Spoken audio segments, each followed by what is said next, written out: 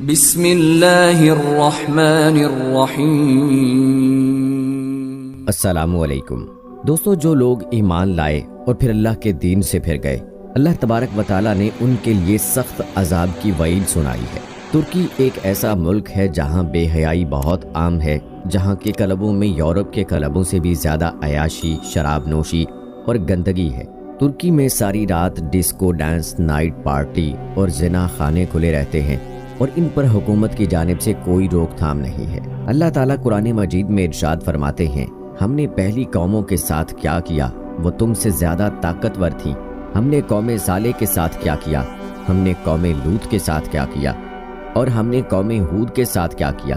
اللہ تبارک و تعالیٰ بار بار ارشاد فرماتا ہے، بے شک عقل والوں کے لیے اس میں نشانیاں ہیں۔ ترکی میں شدید زلزلہ آیا اور بڑی بڑی قداور عمارتیں زمین بوس ہو گئیں، زمین میں بڑی بڑی دراڑیں پڑ گئیں، اور ان سب نشانیوں کو دیکھ کر سمجھ جانا چاہیے کہ اللہ تعالیٰ سب سے زیادہ طاقتور ہے۔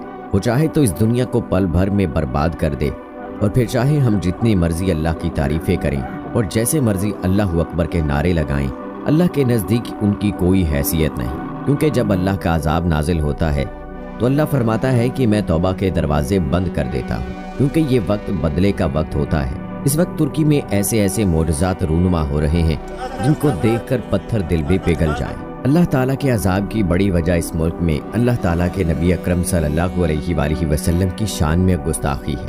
دوستو، اللہ تعالیٰ نے پیارے نبی حضرت محمد مصطفیٰ صلی اللہ علیہ وآلہ وسلم کی شان میں گستاخی کرنے پر سخت سزا کی وعید سنائی ہے۔ اللہ تبارک و تعالیٰ کو اپنے محبوب کی شان میں گستاخی ہرگز برداشت نہیں ہے۔ اللہ تعالیٰ نے ایسا کرنے والوں کے لیے سخت الفاظ کا استعمال کرتے ہوئے ارشاد فرمایا، ایسا شخص بری طرح برباد ہو کر رہ جائے گا۔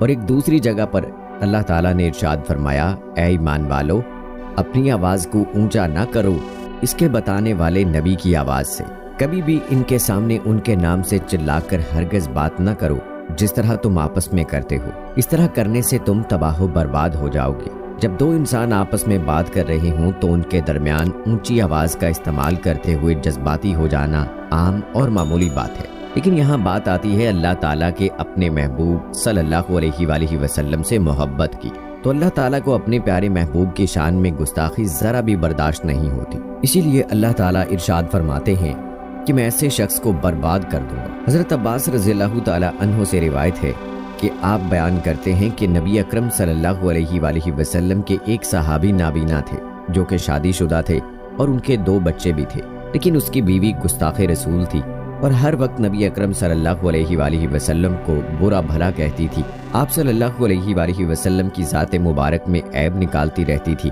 انہوں نے اپنی بیوی کو بہت سمجھایا، لیکن اس نے ان صحابی کی ایک نہ سنی۔ صحابی نے اسے بہت سمجھایا کہ وہ ایسا نہ کرے اور اس کام سے باز آ جائے، لیکن اس کے کان پر جوں تک نہ رینگی۔ ایک رات جب نابینا صحابی اپنی بیوی کے پاس تھے تو اس کی بیوی نے پھر سے اللہ کے نبی صلی اللہ علیہ وآلہ وسلم کی شان میں گستاخی کرنا شروع کر دی۔ آپ صلی اللہ علیہ وآلہ وسلم کو معاذ اللہ برا کہنا شروع کر دیا، جو اس صحابی سے برداشت نہ ہوا۔ صحابی نے خنجر اٹھایا اور اس کے پیٹ میں گھونپ دیا اور وہ عورت وہیں تڑپ تڑپ کر مر گئی۔ جب صبح ہوئی تو یہ معاملہ اللہ کے نبی صلی اللہ علیہ وآلہ وسلم کے پاس پہنچا۔ آپ صلی اللہ علیہ وآلہ وسلم نے تمام لوگوں کو اپنی بارگاہ میں اکٹھا کیا اور فرمایا، میں قسم دیتا ہوں اس شخص کو جس نے یہ گھٹیا کام کیا، میں اللہ کا رسول اس شخص کو یہ حکم دیتا ہوں کہ وہ اپنی جگہ پر کھڑا ہو جائے اور میرے پاس آ جائے۔ محمد عربی کی بات سنتے ہی وہ شخص کھڑا ہوا اور کانپتا ہوا نبی اکرم صلی اللہ علیہ وآلہ وسلم کی خدمت میں حاضر ہوا۔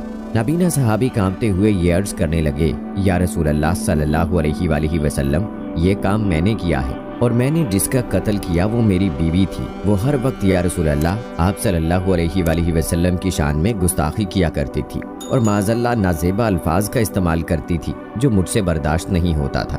اس رات اس عورت نے حد کر دی جو مجھ سے برداشت نہیں ہوئی اور میں نے اسے قتل کر دیا۔